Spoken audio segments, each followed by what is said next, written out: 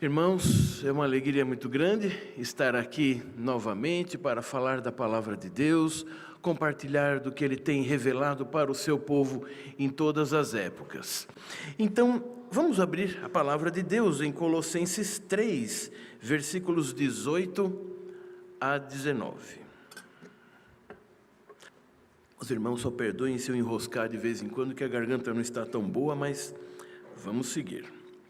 Colossenses 3, versículos 18 e 19, que nos diz assim: Esposas, sede submissas ao próprio marido, como convém no Senhor. Maridos, amai vossa esposa e não a trateis com amargura. Vamos orar. Senhor, tem misericórdia de nós, para que possamos ouvir a Tua palavra e sermos transformados por ela.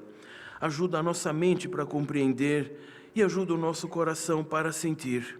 É um assunto certamente difícil para ambas as partes, mas que sabemos que, se está na Tua palavra, precisa ser ensinado para a nossa verdadeira alegria e louvor e honra do Teu nome, para refletirmos a Tua imagem e semelhança uns para os outros e para o mundo. Em nome de Jesus, amém. Irmãos, alguém já disse assim, que para um casamento dar certo, é preciso que alguém case com uma esposa cega e com um marido surdo. Talvez aí dê certo. Outro lugar diz o seguinte: se você vir um homem abrindo a porta para sua esposa, ou o carro ou a esposa é nova. O que dizer dessas duas frases, senão uma péssima compreensão do que é o casamento? Nós temos na nossa cultura e no nosso momento todos os motivos para termos todos os conceitos errados do que seja um casamento e o papel de cada um dentro do casamento. Veja, nós poderíamos até dizer assim: o momento que nós estamos vivendo, o casamento está sendo atacado, e seria uma frase até de certa forma verdadeira. Mas não se esqueçam, irmãos, isso está presente na época dos Colossenses. Então, essa questão e de problema com família, casamento e de como deve desenrolar-se um casamento é problema desde que Adão e Eva pecaram. O que acontece, sim, é que cada época tem a sua maneira de lidar com esse problema, tem a sua roupagem e os seus modismos próprios para tentar resolver esse problema. Mas no Antigo Testamento é assim, no Novo Testamento é assim, e nos nossos dias também nada mudou, desde que Adão e Eva pecaram. Um dos pastores que trata muito bem sobre essa união é o reverendo Paul Tripp, e ele diz o seguinte: como e qual a chance de dois pecadores decaídos, corrompidos, ensimesmados, egoístas, se ajuntarem e dar certo? Pense bem. Na verdade, parece, em outras palavras, numa visão humana e com uma pequena e superficial compreensão teológica, que a união de duas pessoas em casamento, na verdade, seria a pior coisa que possa acontecer para qualquer um. Tanto um para com o outro, para com os filhos e assim por diante, e para a sociedade que está ao redor deles. Veja, se a verdade teológica fosse até aqui, apenas dizendo de que são pecadores e que duas coisas ruins unidas vão dar em uma coisa ruim ainda pior, de fato seria muito verdadeiro. O grande conselho seria: pessoas, irmãos, não se casem. Esse seria o maior conselho. Mas veja, irmãos, ao lado da queda, após a queda historicamente, mas no plano divino, estava reservada a redenção. O nome da igreja de vocês. Aí está a nossa esperança. É a primeira coisa. Sim, serão duas pessoas decaídas, egoístas e ensimesmadas, mas se entregaram sua vida a Cristo, são novas criaturas. Pecadoras, falhas, ainda egoístas, mas agora com uma nova visão de mundo, uma nova visão de si mesmas. Então agora nós temos esperança. Essa é a nossa primeira esperança com que nós chegamos nesse texto. Irmãos, esse assunto não é fácil. Em poucos lugares da Bíblia nós vemos um trecho tão pequeno ser tão difícil de aplicação. Às vezes nós achamos que o Pentateuco é difícil, os profetas são difíceis. Não, irmãos, aqui nós temos 2 versículos que causam grande dificuldade. Mas para os redimidos há sempre esperança. Segundo ponto basilar para nós seguirmos na nossa apresentação desse texto: Deus está mandando. Veja que Deus jamais disse em nenhum lugar da palavra: bem, agora que vocês caíram, agora que vocês me desobedeceram, agora que vocês não estão mais a fim de me servir mesmo, então você não precisa mais trabalhar. Você não precisa mais respeitar dia e noite para dormir, trabalho e descanso. Você pode usar o seu dinheiro do jeito que você quiser. Inclusive, se você quiser casar, você case. Se você não quiser casar, não case. E se decidir casar, você pode viver o seu casamento de qualquer jeito. Porque, sabe, não há esperança para você mesmo. Então, faça da sua vida do jeito que você quiser. Nós não temos essa licença, nós não temos esse mandamento. Pelo contrário, todas as leis estabelecidas antes da queda permanecem em total vigor. Os princípios que regem o mundo permanecem em total vigor. Sim, agora com o homem decaído, a natureza decaída, clamando, gemendo pela volta de Cristo. Se você é cristão, você também geme, você também sente a ansiedade de que Cristo volte, principalmente dentro de um tema como este, onde nós vemos um ideal tremendo de santo e perfeito, e olhamos para as nossas naturezas e só ficamos corados de vergonha. Aliás, em palestra para casais é assim mesmo que funciona, não é? O pastor está falando alguma coisa, a esposa cutuca o marido e o marido fica duro, como se ele não fosse culpado de nada. Aí os maridos, fingindo que eles estão bem, eles estão demonstrando que não estão. E as esposas cutucando significa tem muito problema ali. Irmãos, nenhum de nós sai ileso daqui. Interessantemente, nem os não casados ainda. Porque eu não sei exatamente que conceito de casamento os não casados têm. Eu não sei quais são as expectativas das mulheres e quais são as expectativas dos homens. Isso precisa, desde tanto quanto possível cedo, estar acertado no seu coração, para quando chegar o momento seu, você vai errar, não tenha dúvida, nem se engane, você vai errar. Mas você erra sabendo qual o princípio certo para se arrepender e se moldar. Irmãos, então essas são as 2 grandes certezas para começarmos a exposição. A primeira, de que o homem é caído, mas foi redimido. E a ideia do casamento, de que o homem e mulher vivam juntos, é divina. Não é uma invenção posterior, meramente cultural do homem. E aí nós vamos ver como a cultura se aplica, ou como esse texto se aplica à cultura, e como nós podemos viver de maneira a agradar ao nosso Deus e sermos verdadeiramente felizes. O primeiro ponto, ele começa dizendo esposas. É interessante que no original não existe a palavra marido e mulher, esposa e esposo. Não existe a ideia cônjuge. Por uma razão das mais simples, irmãos. Porque a ideia é que homem e mulher, quando se unem, é isso que são. Inclusive, com esse mandamento, nós podemos achar que há um grande, único e exclusivo foco na submissão da mulher e no amor do homem. Sim, esse é o principal foco, mas há muitas outras lições periféricas que elas são tão ponto pacífico para aquele momento que nos envergonham hoje. Por exemplo, aqui está falando de um casal heterossexual, homem e mulher, e não outro tipo de união qualquer para tentarem se encaixar dentro desses papéis aqui. Nesse sentido, sim, tem uma grande aplicabilidade para a nossa cultura de hoje. A família tem sido desprezada, e eu diria que já parece ter transposto a época em que a família era atacada. Talvez isso mais nos anos 60, 70, alguma coisa assim. Hoje, a família é simplesmente tida pela sociedade como praticamente inútil. Pelo menos pelos meios formadores de opinião e de muitos, talvez até colegas e amigos que os irmãos tenham. Uma coisa é você atacar porque entende que aquilo existe e precisa ser atacado. Outra coisa é essa etapa vencida e simplesmente ser menosprezada e desconsiderada. O mesmo, de certa forma, acontece com o nosso Deus.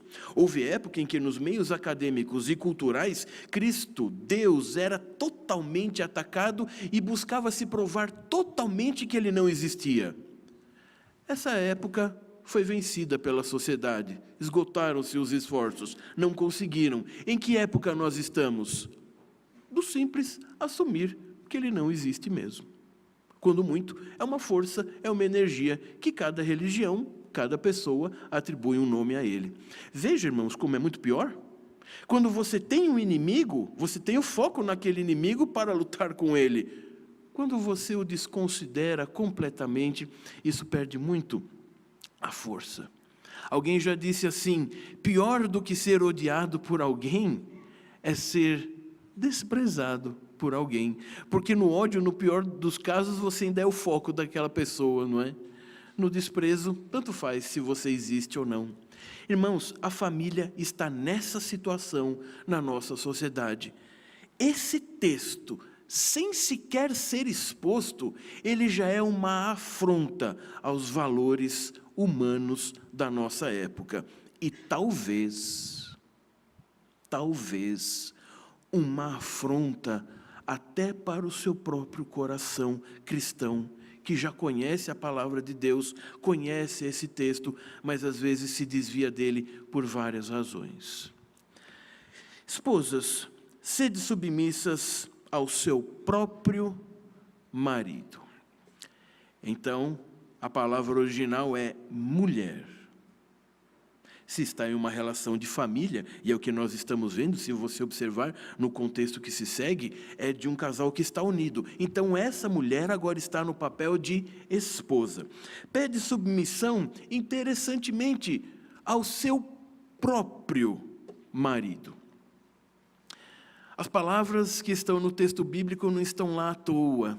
Algumas parecem mero adereço, mero detalhe, mera palavra de transição, mas elas estão lá por uma razão muito importante. Elas sempre têm uma verdade a ser transmitida. Quando você vê ao seu próprio marido, significa que o ideal de submissão é uma escolha, é uma possibilidade. É um mandamento a ser obedecido, mas que precisa primeiro acontecer no coração da esposa.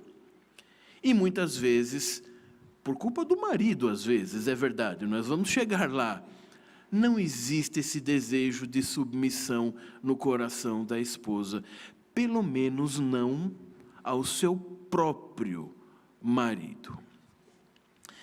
Irmãos, não nos enganemos. Não vamos dar voltas e não falar aquilo que precisa ser dito. Você já quis ter o carro do outro, não quis? Você já quis ter a roupa da outra, não quis? Você já não ambicionou a casa que o outro tem?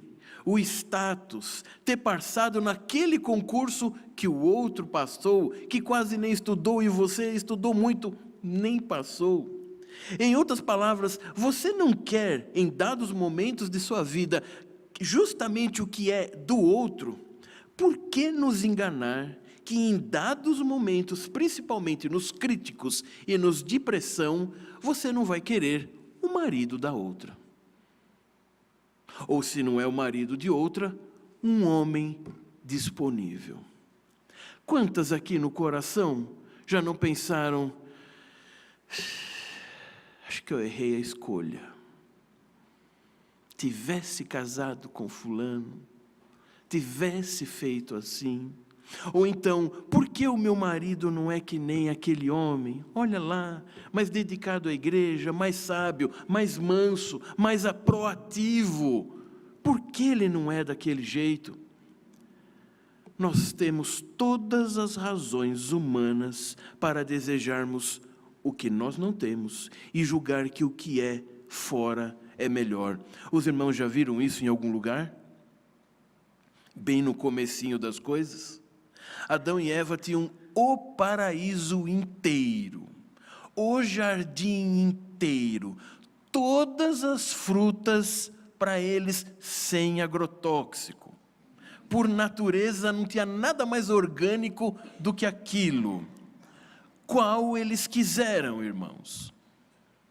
A que a serpente ofereceu. A que a outra voz, fora o que o Deus da toda a criação havia falado, eles deram ouvidos a outras coisas. Se você der ouvido ao seu coração, sim, esposa, você não vai querer o seu marido, não. E algumas até dizem, eu estou tão desencantada que eu não quero nem a do outro. Na verdade, eu não quero nenhum. Chega. Sim, é possível que tenha chegado a isso. E alguns casamentos acabam. Outros não começam. E outros meramente se arrastam. Pensem, irmãos. A partir da narrativa de Gênesis e tudo que nós vemos na palavra, será que é esse nível de relacionamento que mesmo decaídos, mas não esqueçamos, regenerados, será que é isso que Deus quer para o seu povo? Um péssimo conceito sobre o mandamento seu? Uma péssima atuação para obedecer o que Ele tem determinado? Certamente não. Mas certamente esse é o desejo do nosso coração, por isso o mandamento.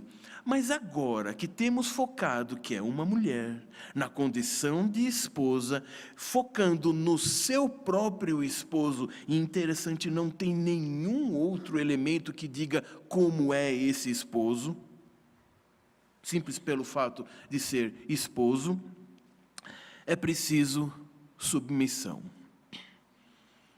É agora, não é? É a última vez que eu prego aqui.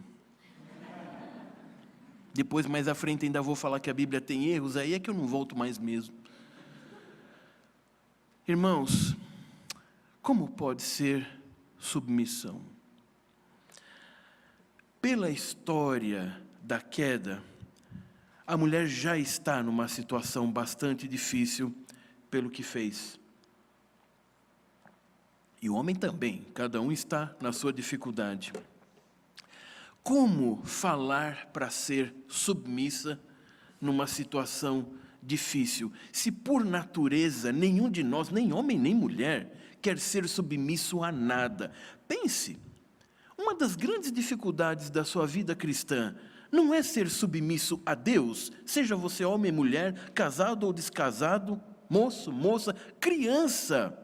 Os bichinhos não querem ser submissos.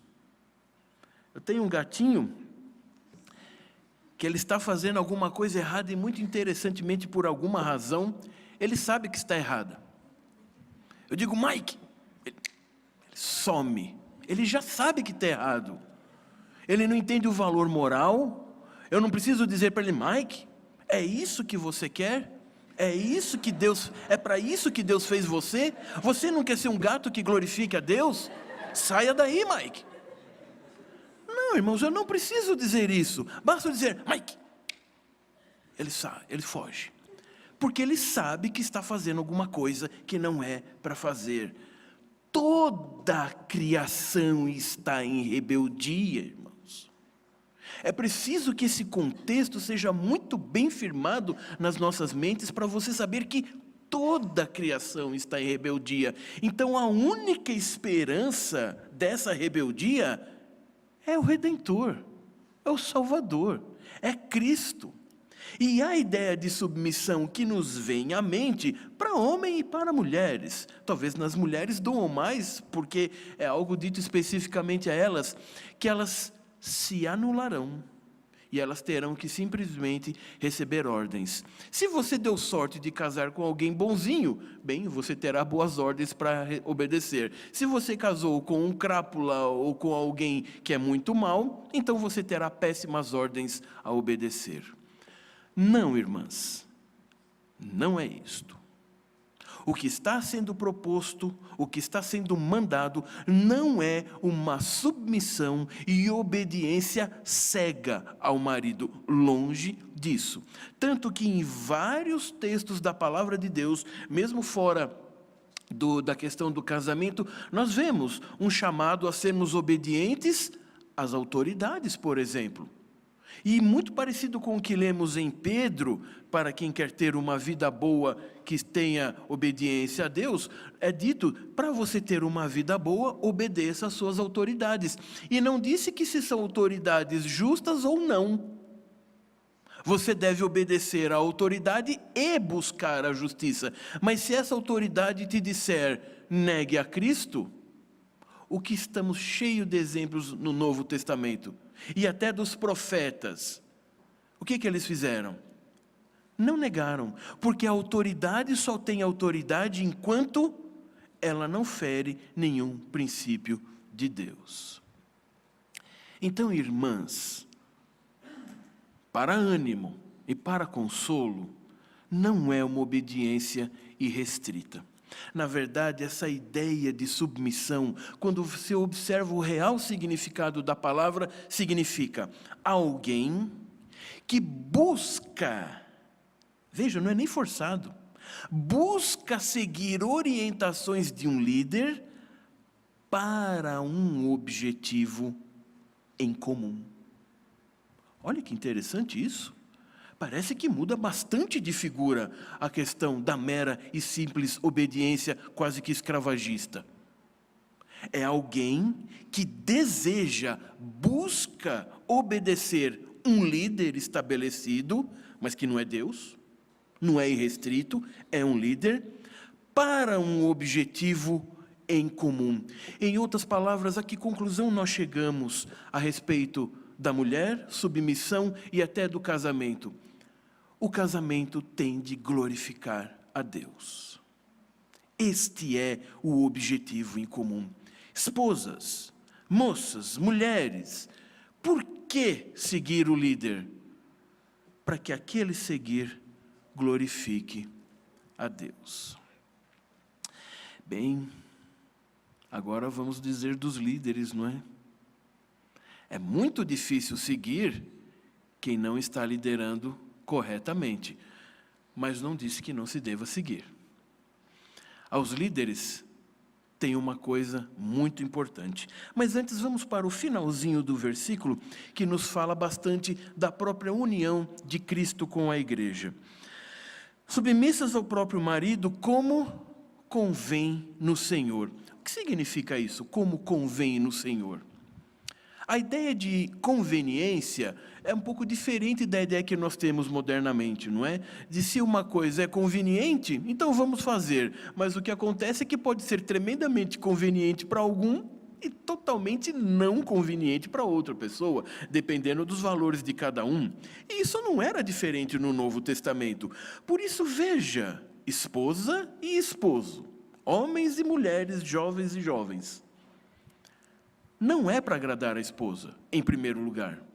Não é para agradar o marido, em primeiro lugar. Aí está o objetivo em comum. É o Senhor. Se você faz alguma coisa, a sua vida toda, temos esse chamado, tudo o que fizerdes, o que você fala, o que você ouve, é para o Senhor. E na questão do casamento e do lidar com o cônjuge, e especificamente com a questão do marido, é para o Senhor. Por que será que vem essa orientação? Primeiro, para tirar do homem, digo homem, sexo masculino mesmo, tirar do homem o foco. E nem você, esposa e esposo, homem e mulher, não é o foco. Quem é o foco aqui? O Senhor. Então, irmãos e irmãs, creiam. Se Deus, hoje, em sua vida, não é o seu foco principal, esse texto não será muito difícil de se cumprir. Ele será impossível. porque você tentará cumprir na medida do que você julga ser certo. Você tentará cumprir na medida do que lhe parece melhor e justo dentro de um acordo entre duas partes. Deus não é o foco. Se Deus não é o foco em sua vida particular, dúvidas e outros problemas surgirão no casamento, porque Ele também não será no seu relacionamento. Pense, irmãos, a grande maioria das brigas, dos problemas, surgem de onde? Quando se perde o foco de Deus. Por que você briga com alguém? Porque você esquece que ele é tão pecador quanto você e que Deus morreu pelos dois, principalmente se for o seu irmão na fé, e que você pode contestá-lo, você pode exortá-lo, é um mandamento, que aliás fazemos muito pouco, mas é um mandamento, mas você fará visando Deus e não a sua própria justiça, ou simplesmente vencer aquela questão. Tudo muda de figura. Assim como somos submissos a Deus, a mulher precisa ser submissa ao marido por causa do Senhor. E é assim também que o homem deverá amá-la. Agora é a hora em que passamos para o 19, e que nós poderíamos dizer assim: bem, agora nós temos a contrapartida. Mulheres, chegou a hora de vocês. Não, irmãos, não é contraposição. A apresentação do texto é: olhe, das mulheres está sendo exigido isso, mas dos homens, olha que também não é fácil. Não, não é mas. A ideia é de e. As mulheres precisam ser assim e os homens devem ser desta forma. Maridos, amai vossa esposa e não a trateis com amargura. Da mesma forma que nas mulheres, nós não temos aqui a palavra esposo, marido. Nós temos homem, os dois unidos. E agora, ele também tem o mandamento de ter o foco na sua esposa. Já é dito que, num casal, quando cada um trai por motivos diferentes. E talvez de maneira geral possamos dizer assim: o homem trai porque quer uma diversidade e a mulher trai quando se sente preterida. Não importa. Talvez mudem um pouco os motivos de cada um em cada circunstância, mas todos que traem porque se sentem injustiçados e porque julgam que naquele ato de traição terão a alegria que era devida dentro do casamento, e como não têm, buscam conseguir por suas próprias inteligências, forças e sabedoria. Bem, irmãos, por que temos o mandamento não adulterarás? É porque nós temos uma tendência para isso. Talvez uns mais, outros menos, mas é porque temos tendência para isso. Talvez o homem queira outra mulher por diferentes razões que uma mulher queira outro homem. Por isso o foco é na sua esposa. Alguém, brincando, disse o seguinte: que o homem tende a respeitar sua esposa, a se divertir com a amante, mas quem ele ama mesmo é a mãe. Irmãos, esses ditados tão terríveis, quase que sujos, podemos dizer assim, eles não surgem do nada. Não foi alguém que acordou com uma ideia assim e disse: vou fazer essa frase. Não, irmãos, os ditados e a sabedoria popular vêm com o acúmulo dos anos e a repetição do mesmo filme, porque é isso que se vê. Por que antigamente no nosso país, e hoje já não tem mais esse nome, eram chamadas as casas de tolerância, que era onde o homem ia se divertir, mas era tolerado pelos homens, não é? Porque afinal de contas é assim que os homens são mesmo. É melhor vocês, mulheres, entenderem e aceitarem e pronto. Os irmãos perceberam a solução que a sociedade dá E podemos dizer sem nenhuma tendência, sim, infelizmente, uma sociedade dominada pelos homens e uma sociedade machista. Veja, por que será que surgiu o movimento feminista? Porque ele foi uma grande resposta errada. É um erro consertando outro erro, mas não importa, ele foi uma grande resposta natural ao machismo. Porque nós temos as greves, é quando há injustiça no trabalho. Quando você tem as revoltas e as pessoas pegam em armas, quando o perigo é de tal forma incontrolável que já o governo, o Estado, não consegue oferecer segurança suficiente para o povo, o que resta fazer? Cada um toma a justiça na sua mão. Veja, eu não estou dizendo que é certo, eu estou dizendo que é um fenômeno verificável. Então, os homens têm uma grande parcela de culpa nos erros das mulheres. Os homens que foram os primeiros a serem criados para serem os líderes. E para ser líder você precisa de ter 3 condições básicas: saber para onde ir, dar provisão e dar proteção. Quando um líder tem essas 3 características, as coisas seguem bem. Quando qualquer uma delas falha, as coisas piores acontecem. Eva comeu do fruto, mas havia alguma obrigação que Adão comesse também? Absolutamente não. E a pior ainda, Adão estava presente no fato, e por que ele não disse: Eva, não faz isso, está louca? E bate na mão dela e tira o fruto. Não, ele fica olhando. Por que ele faz isso? Porque ele também queria.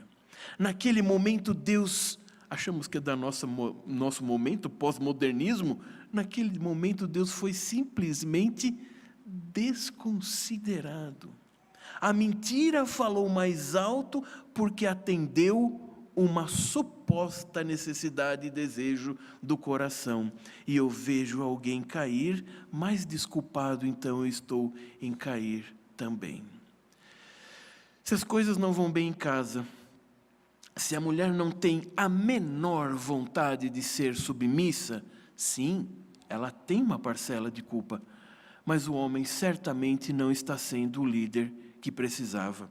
Porque veja o que é exigido dos homens. Palavras tão pequenas, mas de difícil ação. Maridos, amai.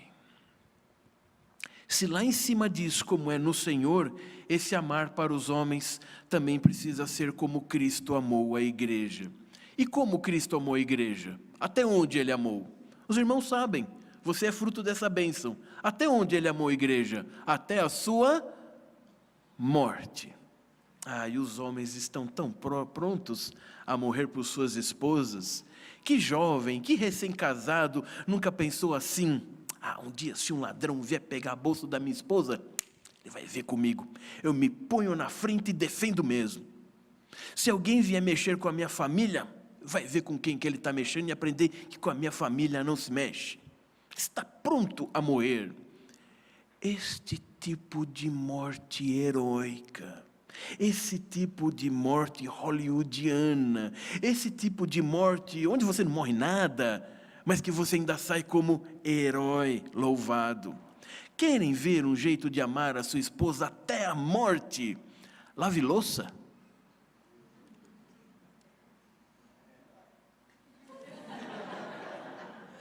A palavra de Deus toca realmente, não é? Quer um jeito de mostrar se você está se mortificando? Abra mão de alguma coisa pela sua esposa. Vamos voltar no passado e lembrar a época do namoro? Você não tinha, para alguns não tinha WhatsApp, não tinha nada, né? Então você tinha que telefonar e você pensava nela durante o dia. E se você fosse vê-la no fim do dia, você passava pelo menos em algum lugar e chegava com um bombonzinho. E talvez depois as coisas vão aumentando e você chega com flores.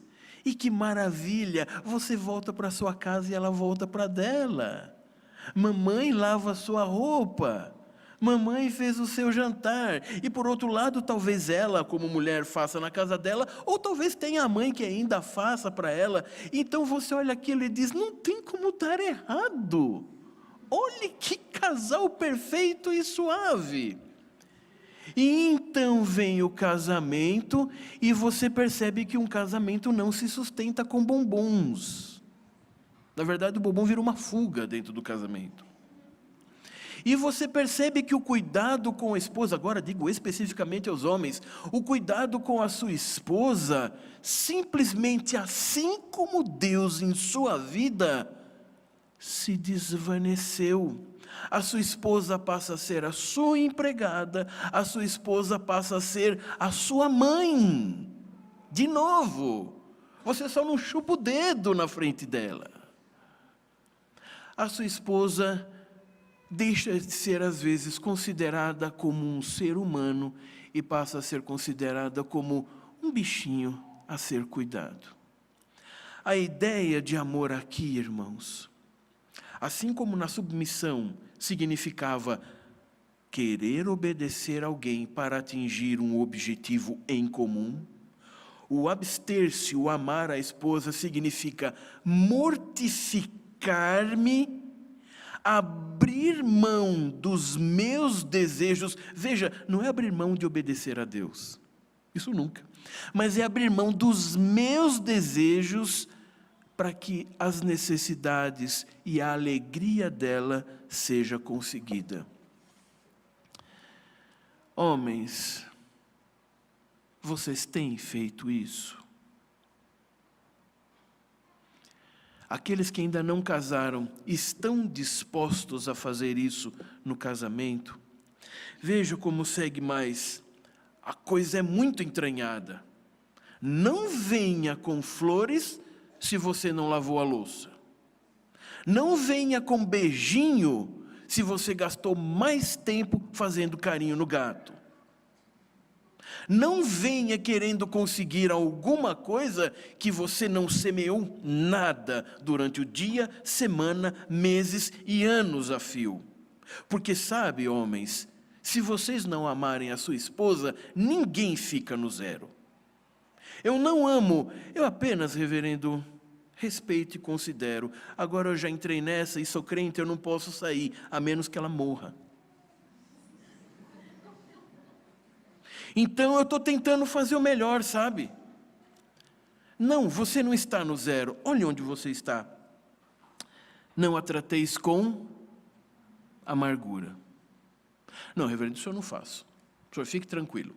Não, você não tem que me tranquilizar de nada. Eu não a trato com amargura.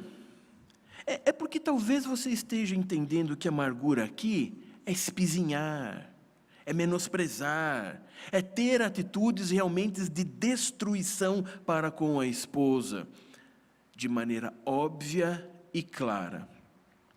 Vamos usar a figura da botânica, que ajuda bastante. Você ama uma plantinha, mas se você não põe água, primeiro, não diga que gosta daquela planta. Segundo, não diga que quer ver ela vicejando, florindo e, dependendo da planta que for, até dando frutos. Não vai acontecer. Ou você cuida de fato, ou você não terá nada. E eu digo, a experiência mostra, e a palavra de Deus, nas entrelinhas, deixa transparecer isso. As mulheres custam a começar a secar. E elas têm uma tendência, eu acho que pela provisão divina e misericórdia dos homens, elas tendem a vicejar rápido quando as coisas mudam. Mas a amargura aqui não está falando de prejudicar, de simplesmente fazer coisas que claramente buscam o mal da esposa.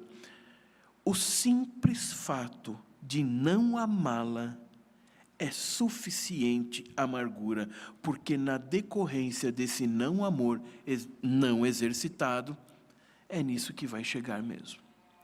Amargura significa, muitas vezes, não considerar como um ser humano. Amargura significa, depois de Deus, sua esposa não estar em primeiro lugar. E homens, nós somos, todo ser humano é egoísta, mas aos homens parece que isso é ainda mais evidente. Aquele homem que não se vê egoísta, mostra realmente quão egoísta é, ao ponto de não perceber isso. Pense, os casados aqui agora. Boa parte da reclamação das suas esposas, seja em que área for, reside onde? No seu egoísmo. Mulheres, não é preciso ficar lembrando aos seus maridos a cada 2 meses para eles fazerem alguma coisa. Se eles disseram que vão fazer, eles vão fazer. Não se sabe quando. Mas quando ela lembra que você não fez alguma coisa, marido, pense bem aí agora, por que você não fez? Você não quis. Você achou que podia passar bem. E então você menospreza dizendo à sua esposa, por que ficar buzinando no meu ouvido isso? Isso não tem importância. Bem, talvez não tenha mesmo, para você. Mas se ela fala, tem. Percebe? Se fosse na época de namoro e ela dissesse, eu gostaria de...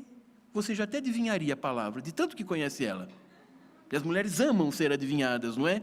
A gente erra sempre, mas vocês amam ser adivinhadas.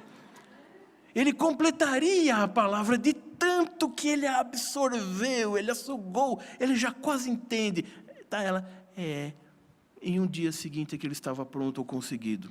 No casamento, você também já sabe que vai falar, mas não é por absorção, é por repetição mesmo. De tanto que ela falou e você não fez. Veja, irmãos, um único aspecto, o aspecto do serviço, que para muitos homens é o dos mais difíceis. Há homens muito prestativos em uma área e não em outra. Nas áreas em que um ou outro é prestativo, ótimo, mas é o que você já faria mesmo, casado ou solteiro. A mortificação se dá quando você precisa mostrar o seu amor naquilo que você não quer fazer. Mas você faz. E creiam, homens, há uma grande esperança para nós do lado delas. Elas sabem reconhecer. Cuidado, não deixe a coisa se avolumar. Não deixe a coisa passar demais do ponto, porque pode haver retorno. Se somos redimidos, sempre há momento de transformação de vida, nem que no leito de morte, mas sempre há. Mas veja, é isso que você quer? Deixar as coisas acumular? Deixar o cano ficar entupido de tal forma que não passe mais nada no relacionamento? Sim, é possível começar, sempre é. Principalmente se estamos falando em um casal cristão, que reconhece os seus erros e busca acertar. Mas, maridos, quanto mais você abusa, é pior do que juros de cheque especial. É mais conta para pagar e a cada dia que passa, o seu negativo só fica maior. A amargura não pode estar no seu coração. Você precisa ter a sua esposa todo o tempo, na sua mente, no seu coração.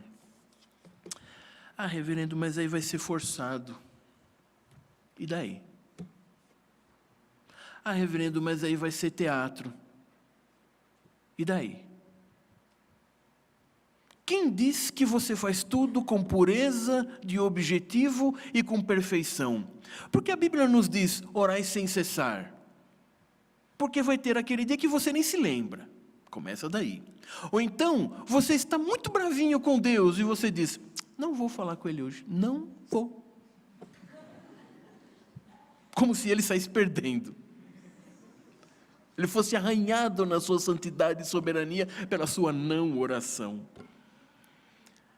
Por que orar sem cessar? Ore mesmo sem ter vontade. Nem que a sua oração seja, Senhor, tem misericórdia de mim, eu não estou a fim de orar. Amém. Sabe o que aconteceu? Você orou. É um clamor, péssimo, mas é um clamor. Nós ficamos esperando todas as coisas darem certas e tudo ser muito perfeito para fazermos alguma coisa a Deus. E no casamento não é diferente, irmãos. Eu serei submissa se ele... Então eu vou amar quando ela... Bem, estamos de novo no zero, como se fosse um casal de ímpios sem Deus. Eu serei submissa porque eu quero ser submissa ao Senhor em primeiro lugar. Mesmo que no coração doa muito, lemos em Pedro, mulher, você ganha o seu marido pelo seu comportamento. Você não é a primeira a falar que o comportamento vale mais do que as palavras? Marido, ame a sua esposa, faça a coisa. Não pense muito, faça a coisa. Enquanto você está fazendo, você está se mortificando. Você entende o que foi o amor de Deus em dar o seu filho. Você entende o que foi o amor de Cristo em se dar. Então você entenderá o que é dar-se pela sua esposa. Faça sem sentir muito, que esse sentimento virá. Para finalizarmos, Agostinho dizia, não entenda para crer. Não é possível, não vai dar certo. Creia para entender. Então, meu irmão, minha irmã, não espere sentir uma grande comoção. Se esta pregação mostra o seu erro, mas você não sente nada, ou então você sente um grande desânimo de cumprir qualquer coisa do que foi dito aqui, creia, você é um crente normal. Você sente o que todos sentem. Mas se crente, obedeça com fé em Jesus. Obedeça querendo agradar a Deus. E Ele é pródigo em abrir toda sorte de bênçãos para transformar vidas pessoais, transformar casais, preparar aqueles que vão se casar. E mesmo que ninguém se case, não sei se será o seu caso, você saberá como é um casamento cristão. E mesmo sem casar-se, você estará pronto a anunciar isso para essa sociedade que quer destruir as famílias propostas pelo próprio Deus. Que Deus nos abençoe. Vamos orar? Ó Deus, tem misericórdia de nós, da nossa pequenez, da nossa contumácia, do nosso desejo muito mais egoísta do que qualquer coisa e de querer te louvar. Mas nós louvamos e te agradecemos pela redenção em Cristo. E se somos redimidos, podemos redimir todas as relações, inclusive a do casamento, para a tua honra, para a tua glória. Abençoa de maneira geral esta igreja e de maneira individual a cada um que aqui está. E ainda mais, Senhor, as famílias, os casais que aqui estão, que olhem um para o outro e saibam, todos têm erro. Todos têm conserto pelo Teu Santo Espírito e, portanto, coisas podem mudar para a honra e glória do Teu nome. Em nome de Jesus. Amém.